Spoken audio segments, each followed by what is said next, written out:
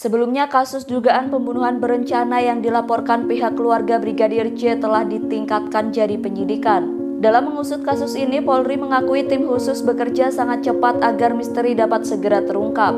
Saat ini pihak kepolisian tengah mendalami bukti rekaman CCTV. Tak hanya rekaman CCTV di sekitar rumah saja, namun penyidik juga mendalami CCTV dari Magelang hingga Jakarta. Sebagaimana diketahui, Magelang menjadi tempat terakhir Brigadir J saat mengawal Irjen Verdi Sambo pada Jumat 8 Juli 2022. Hal itu diketahui dari pesan terakhir yang diterima pihak keluarga dari Brigadir J. Rekaman CCTV tersebut kini masih dalam pendalaman laboratorium forensik. Hal tersebut disampaikan oleh Kadif Humas Polri Irjen Dedi Prasetyo pada Jumat malam lalu di Mabes Polri. Namun begitu, Dedi enggan merinci perihal jumlah rekaman CCTV yang telah diambil oleh pihak kepolisian. Nantinya rekaman tersebut bakal disampaikan oleh tim laboratorium forensik.